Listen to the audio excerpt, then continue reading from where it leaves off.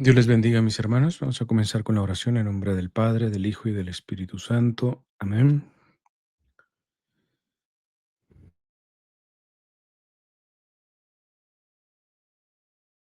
Día. Sabemos que particularmente el pueblo católico y cristiano en general, pues básicamente está siendo masacrado por extremistas. Vamos a ofrecer esta oración por el pueblo nigeriano, particularmente por los cristianos. Evidentemente, como lo venimos haciendo, dado que estamos reflexionando en su primer documento magisterial, oramos y ofrecemos esta oración por el Papa León XIV y por el alma del Papa Francisco, que son los artífices de este documento.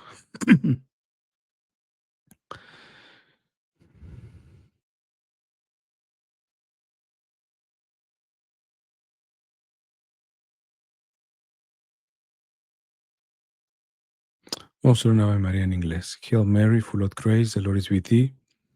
Blessed art thou among women, and blessed is the fruit of thy womb, Jesus. Holy Mary, Mother of God, pray for us sinners, now and at the hour of our death. Amen. Del Padre, del Hijo y del Espíritu Santo. Amén. Pues bien, hermanos, entremos en materia. Vamos para la tercera charla de la lectura que la estoy haciendo por primera vez en estos videos. Así que junto con ustedes voy descubriendo este documento y al paso de ir leyendo, pues también ir reflexionando en lo que toque el Señor por ahí.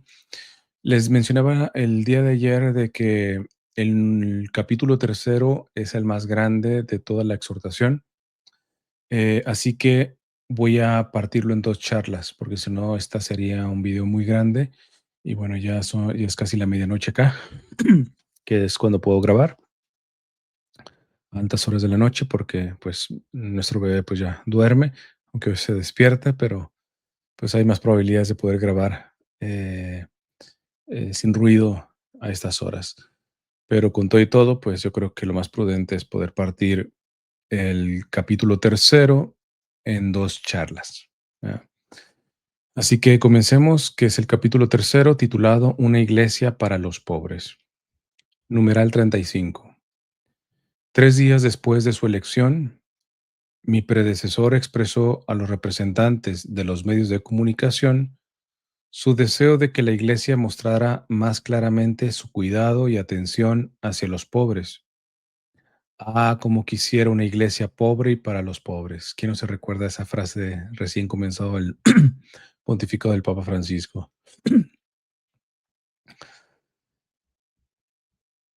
Numeral 36. Este deseo refleja la conciencia de que la Iglesia reconoce en los pobres y en los que sufren la imagen de su fundador pobre. Eso es lo más importante, ¿va? Tengo un video que recuerdo con todos los videos que se me vengan a la mente, les recuerdo que si les interesa, en los comentarios me recuerdan que les deje el enlace, etcétera, porque simplemente yo no tengo cabeza ahorita para cuando termine buscar y recordarme de los videos que mencioné. Entonces, si hay algún interesado, pero hay un video en donde creo que el título es más o menos El Papa Francisco es socialista o comunista, una cosa de estas, y pongo una exposición del Papa Francisco siendo cardenal para Cáritas. Y pues ahí da un elotazo en el hocico a todos estos habladores que dicen que es o que era socialista o comunista concretamente. El Papa entendía esta cuestión que dice aquí el numeral 36. Este deseo refleja la conciencia de que la Iglesia reconoce en los pobres y en los que sufren la imagen de su fundador pobre. ¿Cuántas veces el Papa Francisco no apelaba a Mateo 25? ¿Qué es eso? Jesús en el más pobre. En los que sufren la imagen de su fundador pobre y paciente. Se esfuerza en remediar sus necesidades y procurar servir en ellos a Cristo.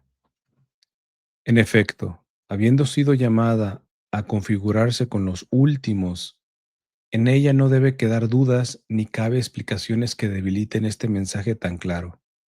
Hay que decir sin vueltas que existe un vínculo inseparable entre nuestra fe y los pobres. Fundamental esta. Miren, no le estaba poniendo el texto como las otras veces.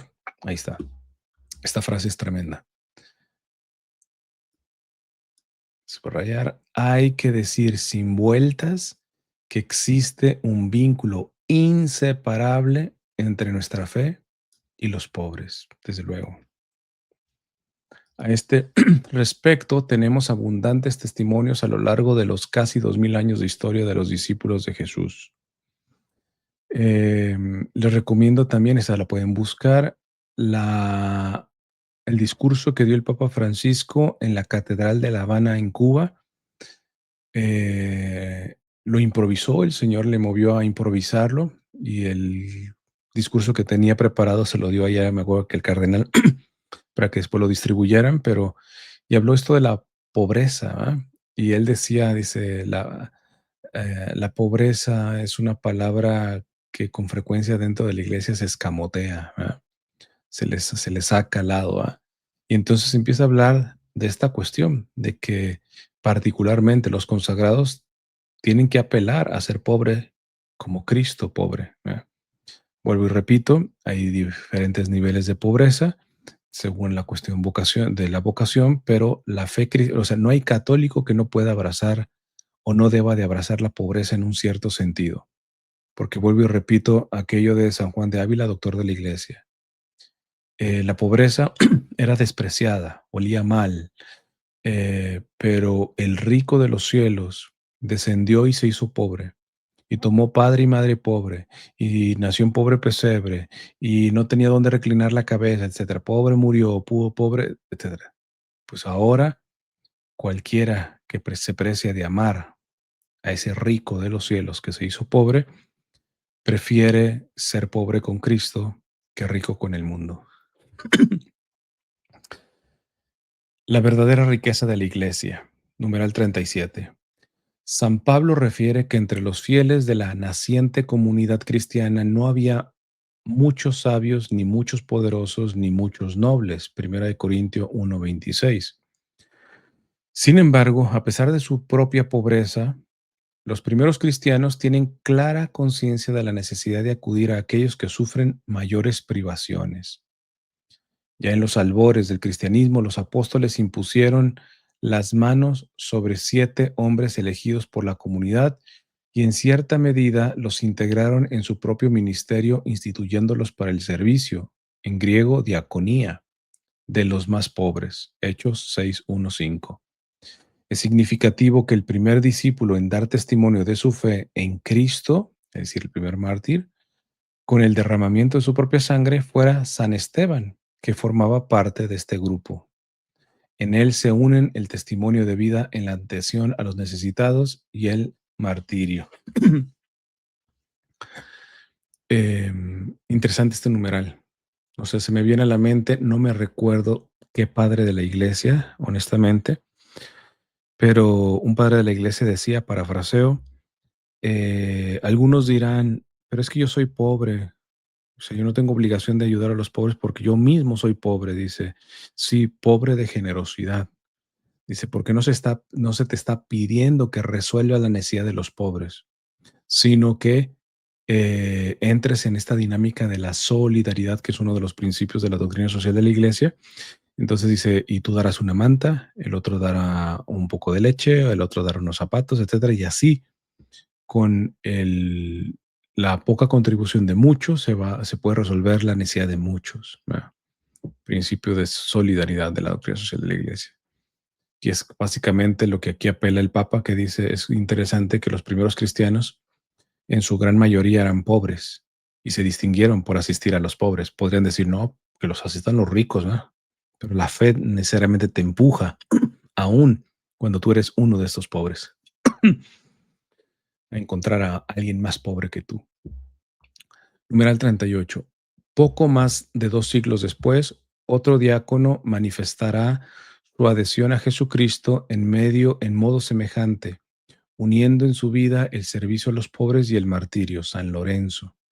Del relato de San Ambrosio comprendemos que Lorenzo, diácono en Roma en el pontificado del Papa Sixto II, al ser obligado por las autoridades romanas a entregar los tesoros de la iglesia, esto ya lo hablaba en la charla pasada, al día siguiente trajo consigo los pobres. Cuando le preguntaron dónde estaban los tesoros que había prometido, le mostró a los pobres diciendo, estos son los tesoros de la iglesia.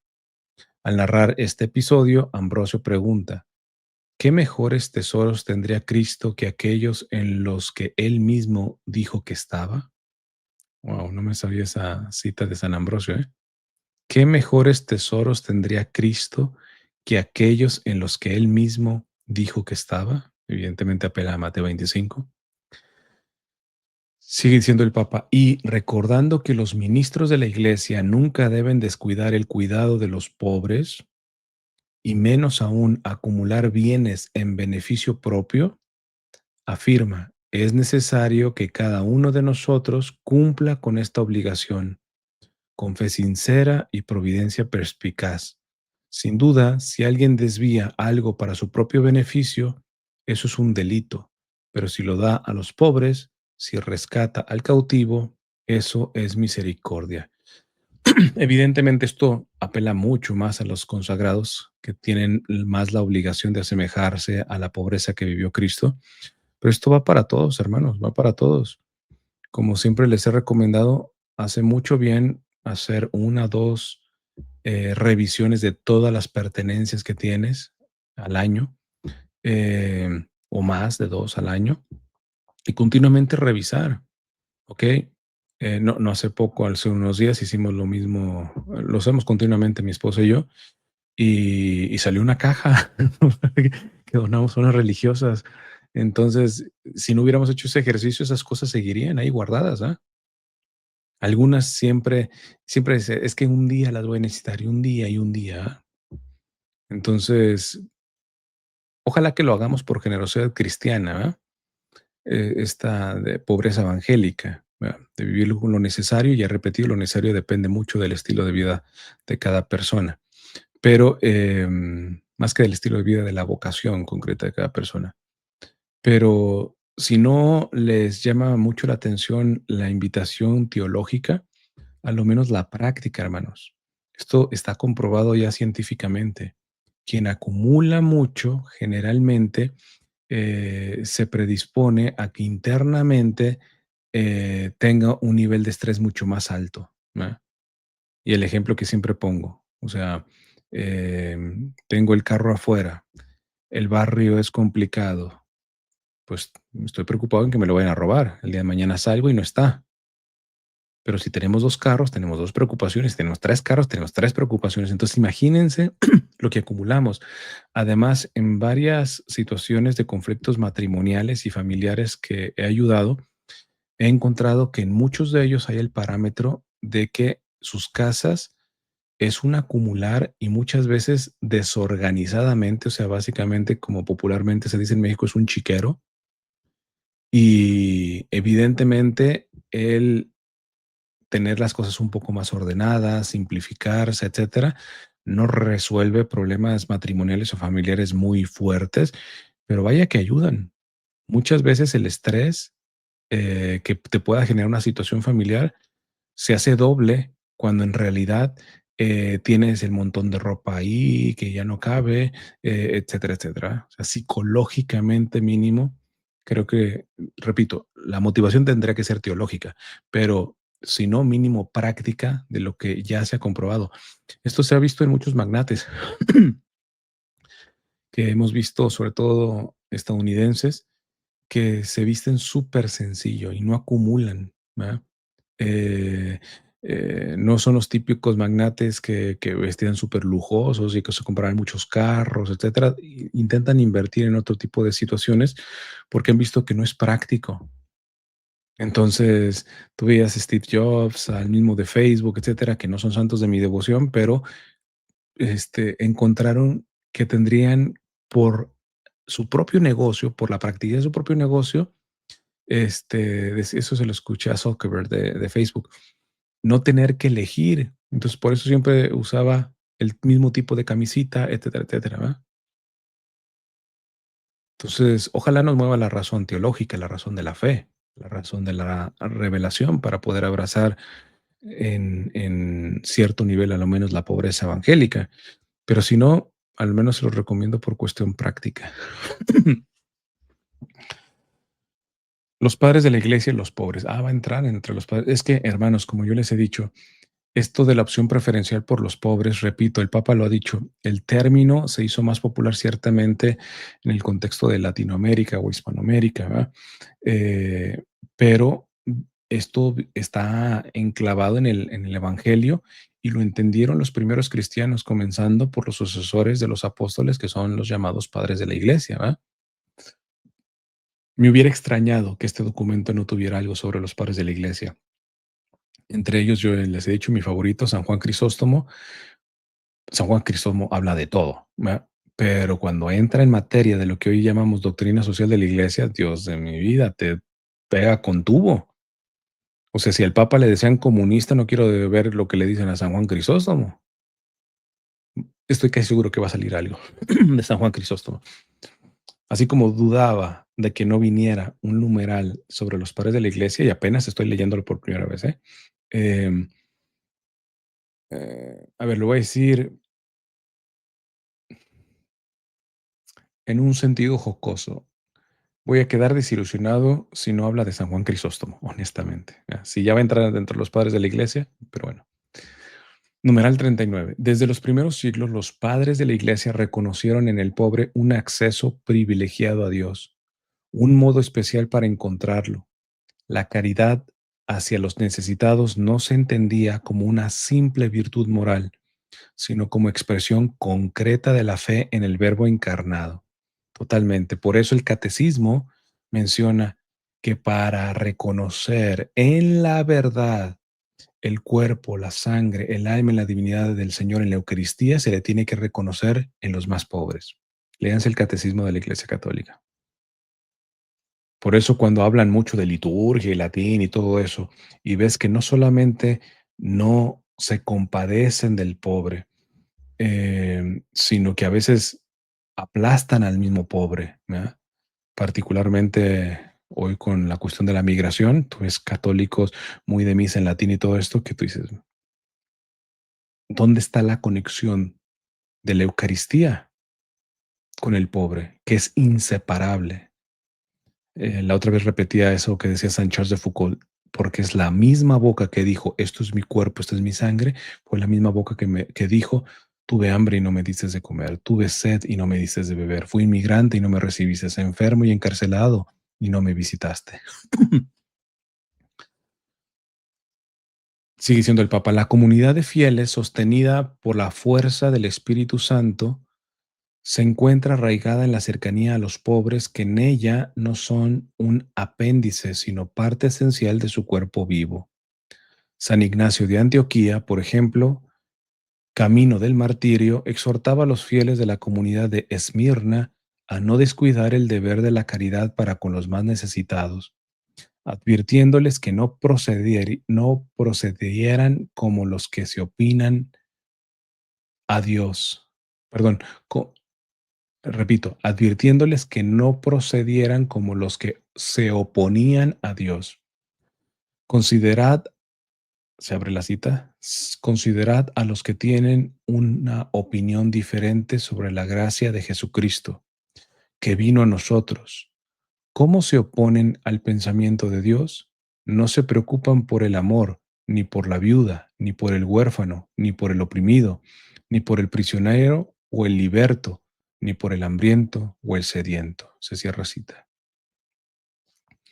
El obispo de Esmirna, Policarpo, recomendaba precisamente a los ministros de la iglesia que cuidaran de los pobres. Los presbíteros también sean compasivos, misericordiosos con todos. Traigan de vuelta a los descarriados, visiten a todos los enfermos, no descuiden a la viuda, al huérfano y al pobre, sino que sean siempre solícitos en el bien ante Dios y los hombres. A partir de estos dos testimonios, constatamos que la Iglesia aparece como madre de los pobres, lugar de acogida y de justicia. Numeral 40. San Justino, por su parte, en su primera apología dirigida al emperador Adriano, al Senado y al pueblo romano, explicaba que los cristianos llevaban a los necesitados todo lo que podían, porque veían en ellos hermanos y hermanas en Cristo. Al escribir sobre la asamblea de oración del primer día de la semana, destacaba que en el centro de la liturgia cristiana no se puede separar el culto a Dios de la atención a los pobres. ¿Cómo se repite esta idea, hermanos? Y ojalá que se entienda bien, porque es lamentable el estado de cómo hoy se defiende la liturgia y se menosprecia a los pobres, por un lado. Y por otro lado, el bando más modernista, progresista, que se defienda tanto a los pobres y se pisotea tanto la liturgia. Es que simplemente el católico no puede separar las dos, ni puede priorizar una sobre la otra. Las dos son importantes, ¿va? Inseparables. En efecto, en un momento determinado de la celebración, los que tienen algo y quieren, cada uno según su libre voluntad, dan lo que les parece bien y lo que se ha recogido se entrega al presidente. Él lo distribuye a los huérfanos y viudas, a los que por enfermedad u otra causa están necesitados, a los que están en las cárceles, a los extranjeros de paso. En una palabra, se convierte en el proveedor de todos los que se encuentran indigentes. Esta cita del Padre de la Iglesia. Así se da testimonio de que la Iglesia naciente no separaba el creer de la acción social. La fe que no iba acompañada del testimonio de las obras, como había enseñado Santiago, se consideraba muerta. Santiago 2:17. Mira, numeral 41, San Juan Crisóstomo. Le dedico un numeral, hermanos. Sabía, es que era imposible no mencionar, si ya se mete con los padres de la iglesia en materia de los pobres, como no mencionar a San Juan Crisóstomo. Entre los padres, y miren que es interesante, porque una de las liturgias más hermosas que ustedes pueden asistir de rito oriental es bajo el rito de San Juan Crisóstomo, ¿no? La misa de San Juan Crisóstomo en el rito oriental es hermosísima, bellísima. eh, Sale por los poros el sentido de lo sagrado.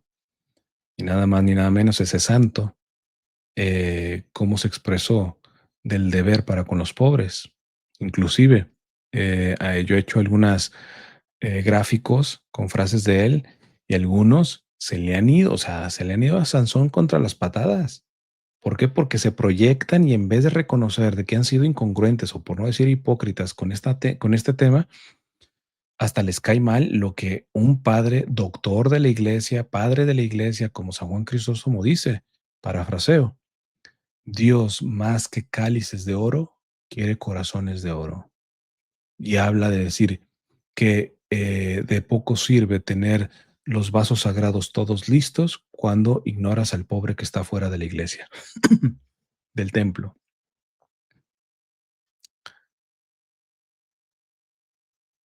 Numeral 41. Entre los padres orientales, quizá el predicador más ardiente de la justicia social sea San Juan Crisóstomo. Claro, por algo es mi padre de la iglesia favorito.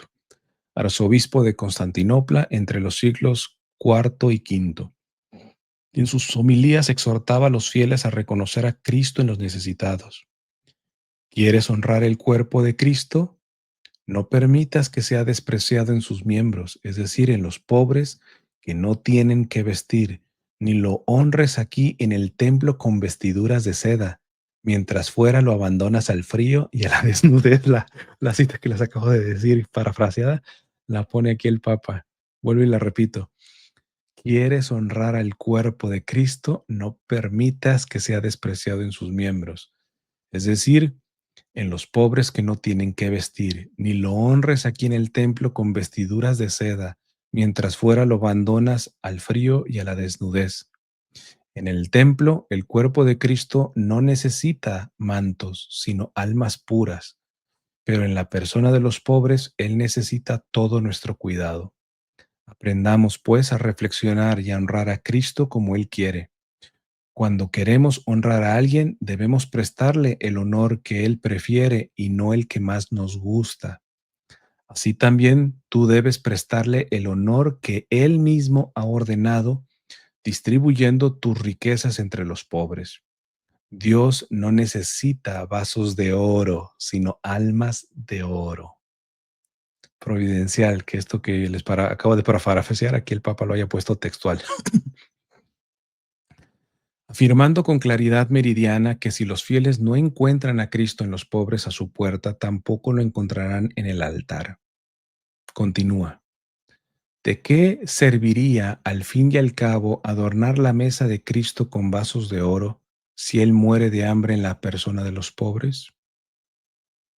O sea, esto no lo está diciendo cualquier Juan charrasqueado, un padre de la iglesia, doctor de la iglesia. ¿De qué serviría al fin y al cabo adornar la mesa de Cristo con vasos de oro si Él muere de hambre en la persona de los pobres? Primero da de comer al que tiene hambre y luego adorna su mesa con lo que sobra. Entendía la Eucaristía, por tanto, también como una expresión sacramental de la caridad y la justicia que la precedían, la acompañaban y debían darle continuidad en el amor y la atención a los pobres. Ya les he dicho muchas veces, pero aquí cabe nuevamente repetirlo, lo de San Pier Giorgio Frassati, este laico que iba todos los días a misa. Todos los días el Señor me visita cuando recibo la comunión y después intento pagarle la visita visitando a los pobres. Cuando veas un evangelizador consagrado laico que separa esto, mucho los pobres y nada de sacramento, nada de liturgia, mm, duda, por ahí no huele bien la cosa. Cuando hablan mucho de liturgia, de sentido de lo sagrado, de todo este tipo de cosas, y nada con respecto a los pobres, muchas veces inclusive hasta desprecio para los pobres, duda, eso no huele a Cristo. Numeral 42. Así pues, la caridad no es una vía opcional, sino el criterio del verdadero culto. Crisóstomo denunciaba con vehemencia el lujo exacerbado que convivía con la indiferencia hacia los pobres, la atención que se les debe prestar más que una mera exigencia social es una condición para la salvación, lo que atribuye a la riqueza injusta un peso de condena. Hace mucho frío, y el pobre yace en harapos, moribundo y helado, castañeteando los dientes con un aspecto y un atuendo que deberían conmoverte. Tú, sin embargo, calientito y ebrio, pasas de largo. ¿Y cómo quieres que Dios te libre de la infelicidad? A menudo adornas con muchas vestiduras variadas y doradas un cadáver insensible, que ya no percibe el honor. Sin embargo, desprecias a aquel que siente dolor, que está desgarrado, torturado, atormentado por el hambre y el frío y te preocupa más la vanagloria que el temor de Dios. No, no es que se las traía Juan Crisóstomo, no dejaba títeres sin cabeza. Difícilmente nos lleva a cabo el numeral, pero tiene unas frases que no manches, te dejan desnucado ahí, descalabrado. Este profundo sentido de la justicia social, dice el Papa, le lleva a afirmar que no dar a los pobres es robarles, es defraudarles la vida porque lo que poseemos les pertenece. Otros padres de la iglesia decían, cuando das al pobre no haces una obra de misericordia, sino de justicia. Das lo que es de ellos y que Dios simplemente a ti te usó como causa segunda. Luego damos también a los pobres y nos creemos la divina garza envuelta en huevo. San Agustín va a mencionarlo. Bueno, Agustino el Papa, ¿va? Numeral 43. Agustín tuvo como maestro espiritual a San Ambrosio, que insistía en la exigencia ética de compartir los bienes. Lo que das al pobre no es tuyo, es suyo, porque te has apropiado de lo que fue dado para uso común. Para el obispo de Milán, la limosna es justicia restaurada, no un gesto paternalista. En sus sermones, la misericordia adquiere un carácter profético, denuncia las estructuras de acumulación y reafirma la comunión como vocación eclesial. Qué interesante esta parte, ¿eh? Cuando dice, para el obispo de Milán, San Ambrosio, la limosna es justicia restaurada, no un gesto paternalista. Por eso cuando dices, no, es que los vas a malacostumbrar, esos son paternalismos, asistencialismos, poco se reflexiona. Antes de que ver si esto es paternalista, vamos revisando si no es un tipo de restaurar la justicia, de darle lo que se le ha quitado a esta persona por muchas estructuras de pecado que San Juan Pablo II mencionó muchos en sus encíclicas sociales, ¿verdad? Numeral 44. Formado en esta tradición, el santo obispo de Hipona enseñó a su vez el amor preferencial por los pobres. Pastor vigilante y teólogo de rara clarividencia, comprendió que la verdadera comunión eclesial se expresa también en la comunión de los bienes. Esto es interesante. Una vez yo reflexionando, no necesariamente de San Agustín no me he metido tanto a sus textos. Tengo la tentación a partir de que el Papa es agustino, pero a lo que voy es, creo que hasta hice una publicación años atrás, haciendo mi oración personal, yo decía, ¿cómo podemos afirmar la comunión de los santos y querer esa comunión? Porque cuando nos queremos ir al cielo, estamos diciendo que queremos estar en comunión con todos los del cielo. ¿Cómo hablamos de la comunión eucarística que nos une a todos los cristianos que comulgan el cuerpo, la sangre, el alma y la divinidad de nuestro Señor en la Eucaristía? Y no queramos tener comunión de bienes materiales aquí. Que en la Santa Misa alguien, el que está al lado de una persona que no tiene para pagar la renta, acaba de comprar su novena casa para ponerla en renta, para especular, porque muchas veces ni siquiera la rentan, sino hacen especulación bajo un tipo de capitalismo salvaje, es un usurero, etcétera. O sea, y los dos dicen Padre Nuestro. Esto lo decía también San Juan de Ávila. Quien no entiende ese nuestro, no reza bien el Padre Nuestro, decía San Juan de Ávila. Porque en el fondo, cuando tú no te compadeces del más necesitado, aunque dices Padre Nuestro, en el fondo lo que escucha nuestro Señor es Padre mío. Porque qué padre se queda tranquilo con la oración elevada por alguien que tiene hasta de sobra y despilfarra y otro no tiene ni siquiera lo necesario. ¿Qué papá se queda tranquilo al ver esa desproporción entre sus hijos? Y sé que por este tipo de afirmaciones nos falta el imbécil que eso es socialismo. Primero estudia lo que es el socialismo y comunismo, les diría, ¿no? Y acto seguido, ser responsable y profundiza en la doctrina social de la iglesia. Profundiza, están tocando los padres de la iglesia, no cualquier Juan Charrasqueado. Estamos hablando de San Agustín, de San Juan Crisóstomo. Creo que algo nos llevan de superioridad esos pilares grandísimos que tiene la iglesia. Pero hoy es tanto el ego que los patos le tiran a las escopetas, ¿verdad? Queremos corregirle la plana, ¿verdad? O nada más agarramos a los padres de la iglesia para que lo que nos conviene, ¿verdad? Que ahí se me fue el nombre. El santo, también padre de la iglesia que abofeteó a Arrio. Ah, no, para eso sí, ¿verdad? Y ay, lo tengo en la boca. Bueno, ustedes ya sabrán a quién me refiero, ¿ah? Este, bueno, no me va a tardar. Sigamos. Este compartir los bienes brota, por tanto, de la caridad teologal y tiene como fin último el amor a Cristo. Para Agustín, el pobre no es solo alguien a quien se ayuda, sino la presencia sacramental del Señor. Repitamos esto, está interesante. Para Agustín, el pobre no es solo alguien a quien se ayuda, sino la presencia sacramental del Señor. El doctor de la gracia veía en el cuidado de los pobres una prueba concreta de la sinceridad de la fe. Quien dice amar a Dios y no se compadece de los necesitados, miente. Primera de Juan 4:20. Al comentar el encuentro de Jesús con el joven rico y el tesoro en el cielo que está reservado a quienes dan sus bienes a los pobres, Mateo 19:21, Agustín pone en boca del Señor las siguientes palabras: recibí tierra y daré el cielo.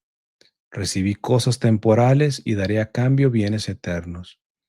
Recibí pan, daré la vida. He recibido alojamiento y daré una casa. He sido visitado en la enfermedad y daré salud. Fui visitado en la cárcel y daré libertad. El pan que se dio a mis pobres se consumió. El pan que yo daré restaura las fuerzas sin acabarse nunca. El Altísimo no se deja vencer en generosidad por aquellos que les sirven en los más necesitados. Cuanto mayor es el amor a los pobres, mayor es la recompensa por parte de Dios.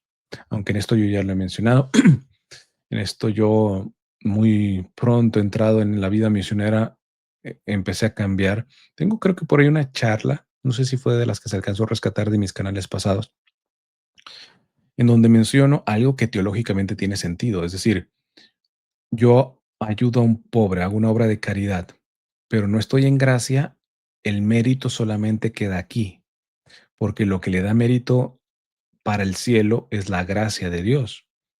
Entonces, pero algunos empiezan ya a menospreciar, y yo en el pasado llegué a caer lamentablemente en eso, decir, pues básicamente tú, por mucho que ayudes a los pobres y todo eso, si no estás en gracia de Dios, de nada te sirve. Primero eso se cae, repito, con Mateo 25, que los que se están salvando ni siquiera saben que al hambriento que dieron estaba Cristo. ¿Cuándo te dimos de comer? ¿Cuándo te dimos de beber? Con eso ya lo menos entra en conflicto esta idea de que solamente en la gracia tiene mérito para el cielo. ¿Va? Pero la segunda es, honestamente, y esto yo lo digo desde mi perspectiva, eh, cuando yo atiendo al vulnerable, al necesitado, al pobre, al sufriente, etcétera, lo último que yo estoy pensando es que con esto estoy teniendo puntos para el cielo. No me interesa.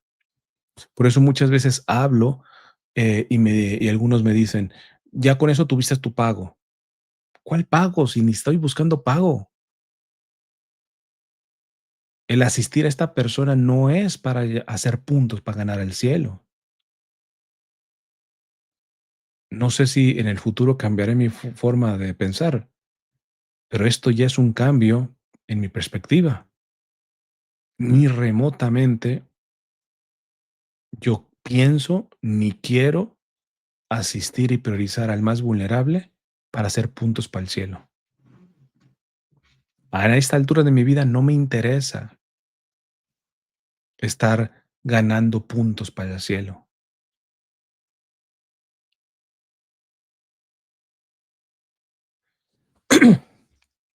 aunque sé de antemano que el hecho de priorizar al más pobre, padres de la iglesia decían, si quieres que te abran las puertas del cielo, atiende al portero, que son los pobres. Atendiste al pobre aquí, él te la abrirá cuando vayas allá. ¿No? Numeral 46. Esta mirada cristocéntrica y profundamente eclesial lleva a sostener que las ofrendas, cuando nacen del amor, no solo alivian la necesidad del hermano, sino que también purifican el corazón de quien da y está dispuesto a la conversión. Pues las limosnas pueden servirte para redimir los pecados de la vida pasada si cambias de vida. Son, por así decirlo, el camino ordinario de conversión de quien desea seguir a Cristo con un corazón indiviso. Quizá esto nos apela a la carta de San Pedro que dice que la caridad cubre multitud de pecados. ¿Eh? Numeral 47. En una iglesia que reconoce en los pobres el rostro de Cristo y en los bienes el instrumento de la caridad, el pensamiento agustiniano sigue siendo una luz segura.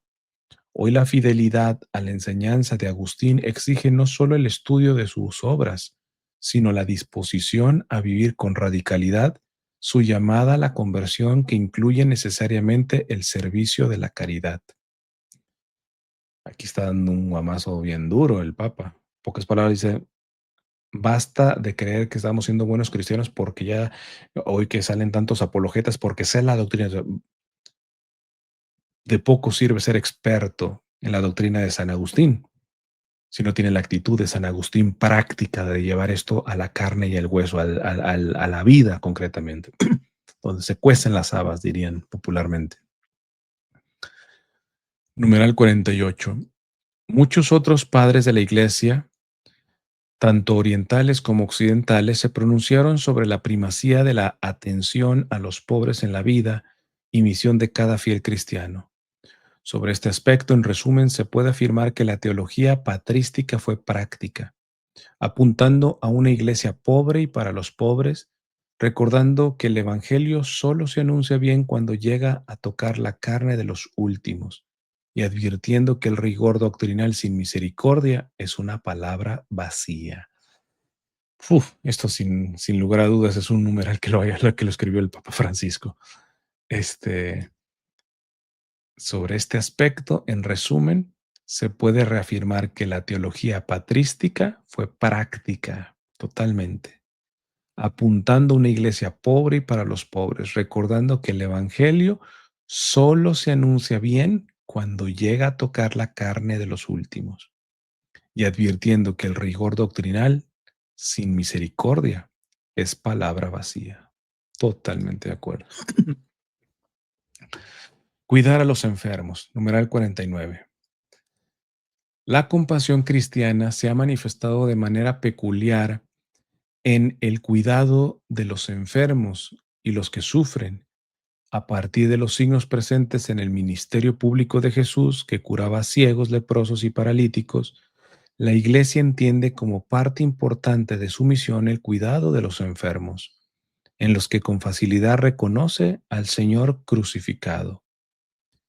San Cipriano, durante una peste en la ciudad de Cartago, donde era obispo, recordaba a los cristianos la importancia del cuidado de los infectados al afirmar: esta epidemia que parece tan horrible y funesta pone a prueba la justicia de cada uno y examina el espíritu de los hombres, verificando si los sanos sirven a los enfermos, si los parientes se aman sinceramente, si los señores tienen piedad de los siervos enfermos, si los médicos no abandonan a los enfermos que imploran.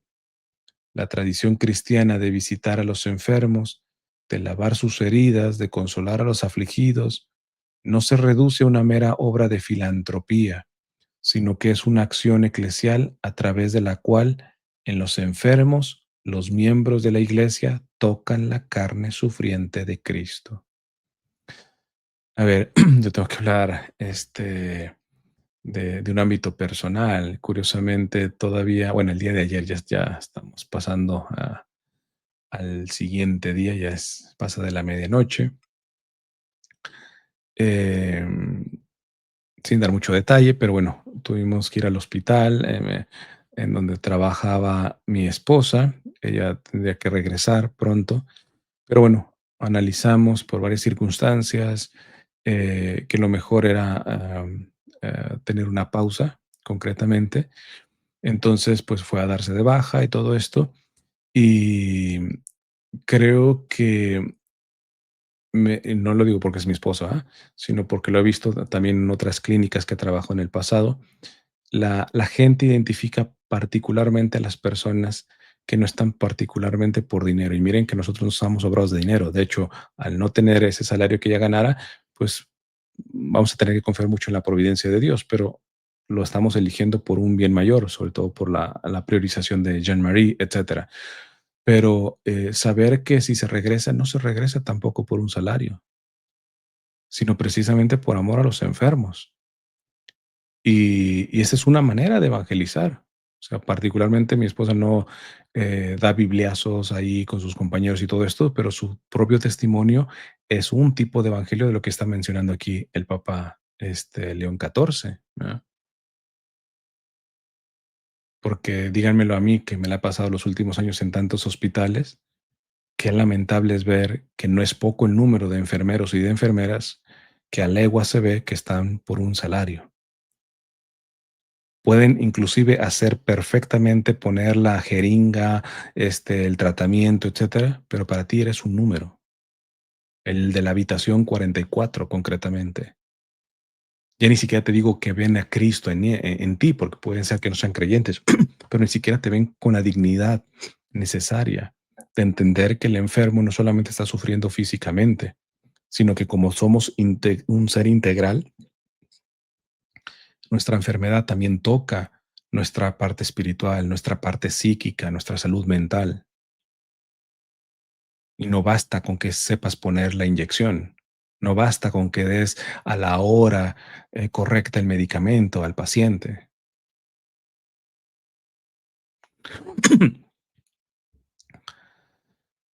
Numeral 50. En el siglo XVI, San Juan de Dios, al fundar la orden hospitalaria que lleva su nombre, creó hospitales modelo que acogían a todos, independientemente de su condición social o económica. Su famosa expresión, haced el bien, hermanos, se convirtió en el lema de la caridad activa con los enfermos. Contemporáneamente, San Camilo de Lelis fundó la Orden de los Ministros de los Enfermos, los Camilos, asumiendo como misión servir a los enfermos con total dedicación.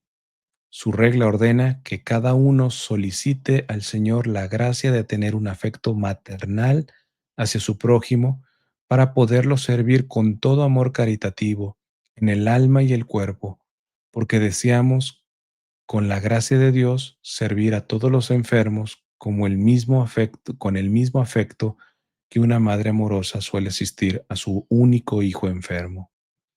En hospitales, campos de batalla, prisiones y calles, los Camilos encarnaron la misericordia de Cristo médico.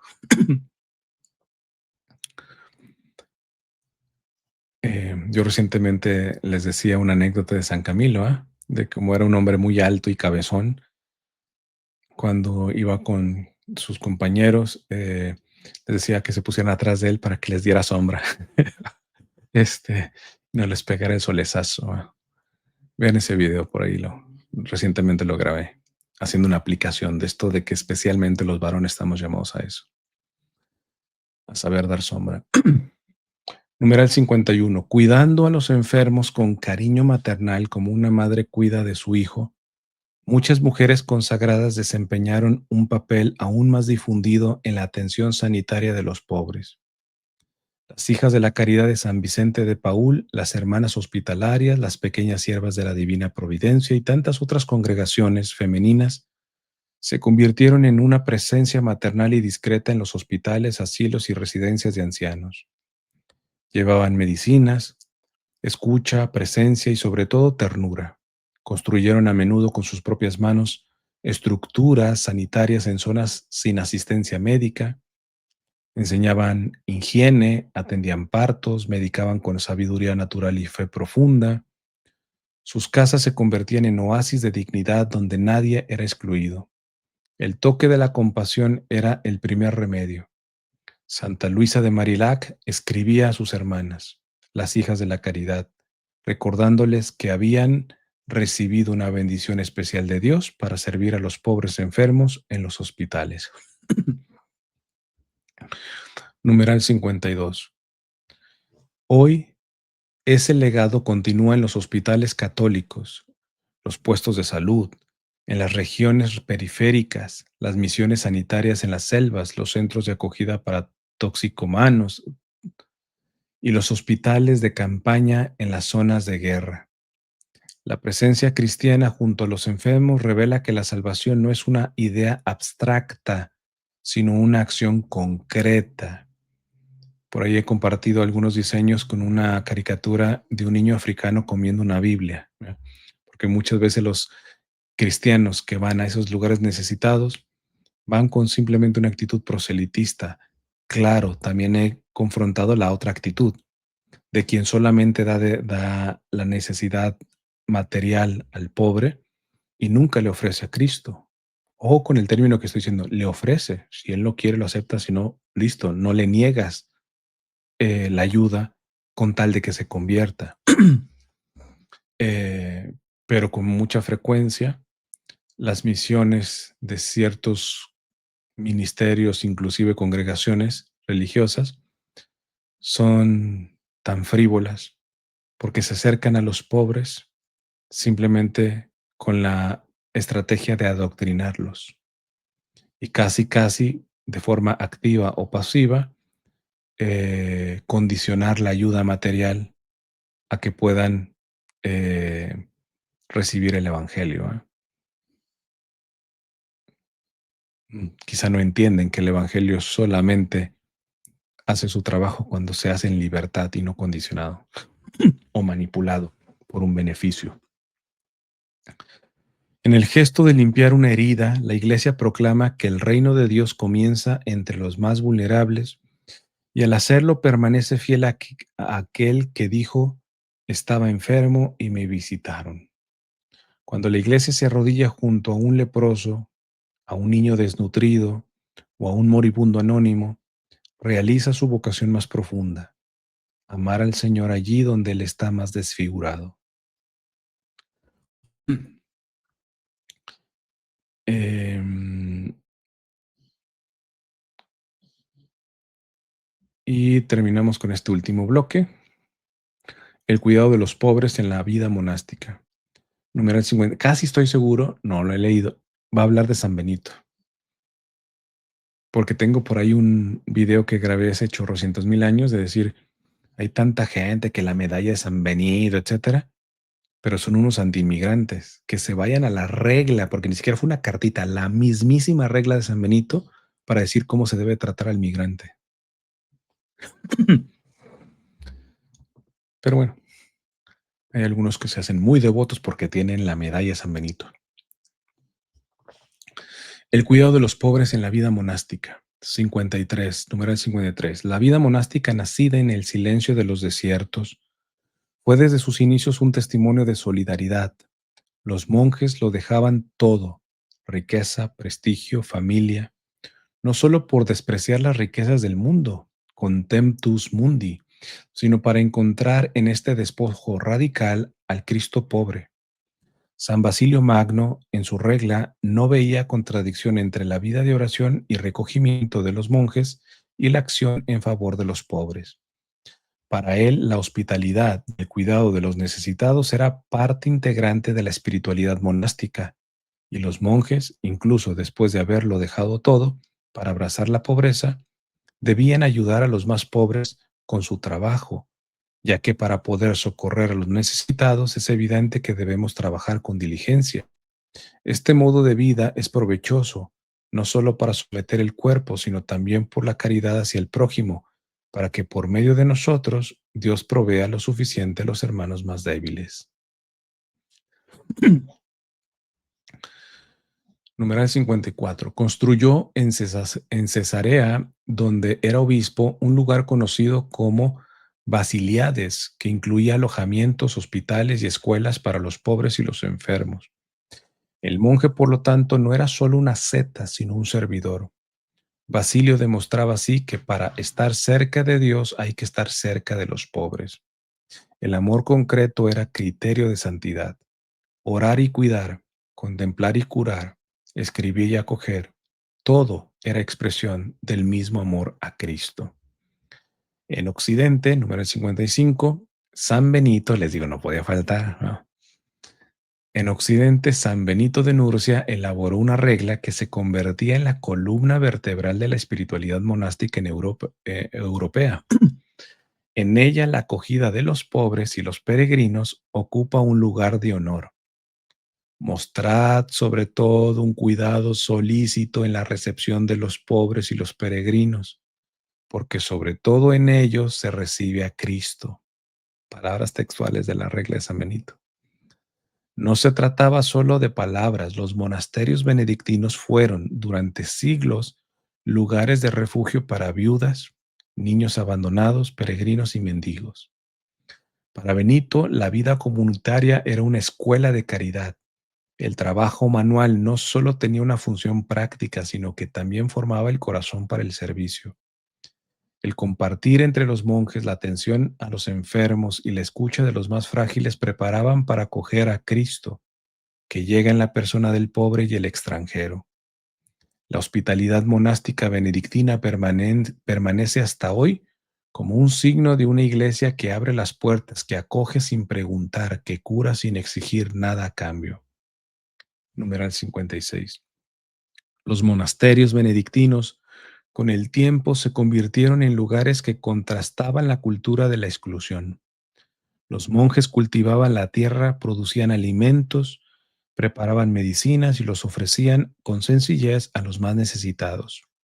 Su trabajo silencioso fue fermento de una nueva civilización, donde los pobres no eran un problema que resolver, sino hermanos y hermanas que acoger. La regla del compartir del trabajo común y de la asistencia a los vulnerables estructuraba una economía solidaria, en contraste con la lógica de la acumulación. El testimonio de los monjes mostraba que la pobreza voluntaria, lejos de ser miseria, es camino de libertad y comunión. No solo ayudaban a los pobres, se hacían cercanos a ellos, hermanos en el mismo Señor. En las celdas y claustros se formaba una mística de la presencia de Dios en los pequeños. Uf, qué numeral, ni qué agregar, lo dice todo aquí el Papa. Numeral 57. Además de la asistencia material, los monasterios desempeñaron un papel fundamental en la formación cultural y espiritual de los más humildes.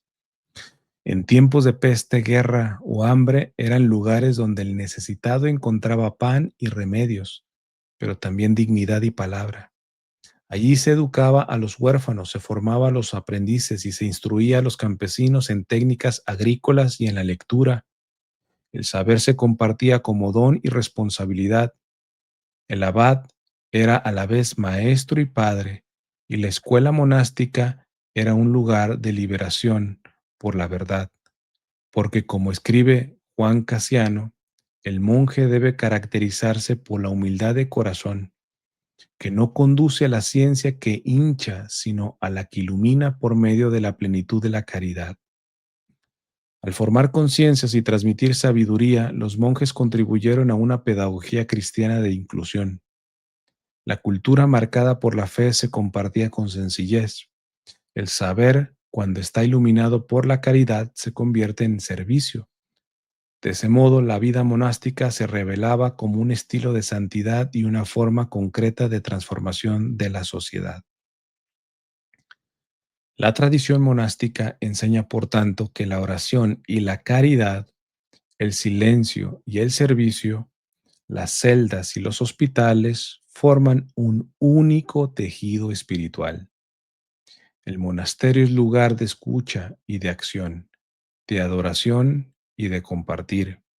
San Bernardo de Claraval, gran reformador de la orden cisterciense, reclamó con decisión la necesidad de una vida sobria y moderada, tanto en la mesa como en la indumentaria y en los edificios monásticos, recomendando la sustentación y la solicitud por los pobres. Para él, la compasión no era una opción accesoria, sino el camino real para seguir a Cristo.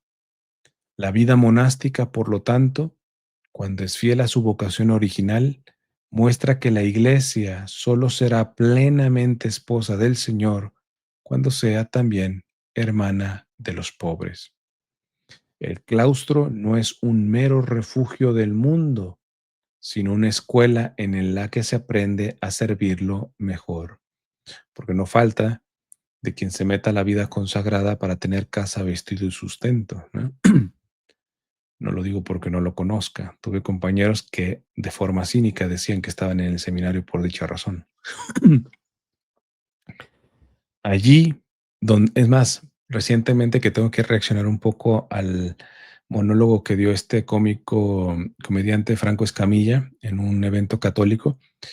Él reveló que en un momento tuvo inquietud de hacerse sacerdote, se resistió un poco, pero lamentablemente él lo reconoce que la inquietud era en que pues él venía de un ambiente muy pobre y veía que el sacerdote, pues, tenía carro, que no le faltaba casa, vestido, sustento, y decía: "Bueno, está chido, ¿ah? Está padre, está bueno, está chévere", no sé, dependiendo de donde me estén escuchando. No son pocas las vocaciones, lamentablemente. Algunos se escandalizan solamente: "Hay que cuidar en que no entren personas con atracción al mismo sexo a los seminarios", etcétera. Pero parece que no toman mucho cuidado en aquellos que entran por razones de tener estabilidad económica, material, etcétera. Mm, interesante. El claustro no es un mero refugio del mundo, sino una escuela en la que se aprende a servir mejor.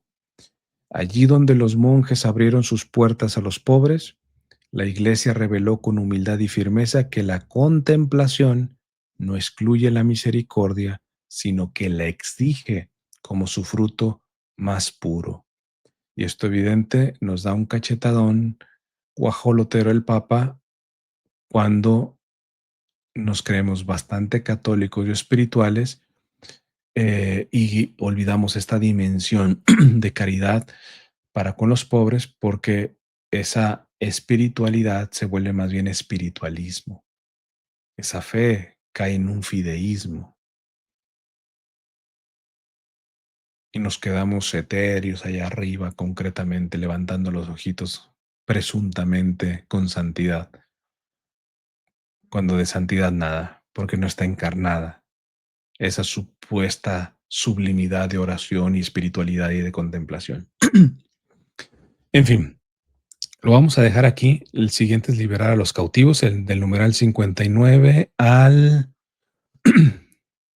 ahorita les digo, al numeral 81. Lo veremos, si Dios lo permite, no sé si mañana, a ver si los viernes eso ya es un poco complicado grabar, pero si no el sábado probablemente, o el fin de semana. Voy a tratar, repito, de acelerarme porque tenemos como en puerta también hay un proyecto de salida. Y pues espero poder grabar lo antes posible para terminar este documento. Em, Así que nos encomendamos a su oración para que Dios mediante esto pueda salir y no se retarde. Dulce Madre, no te alejes, tu vista de nosotros no apartes, ven con nosotros a todas partes y solo nunca nos dejes, ya que nos proteges tanto como verdadera Madre, es que nos bendiga el Padre, el Hijo y el Espíritu Santo. Amén. Pues bueno, que Dios les bendiga y nos encomendamos sus oraciones.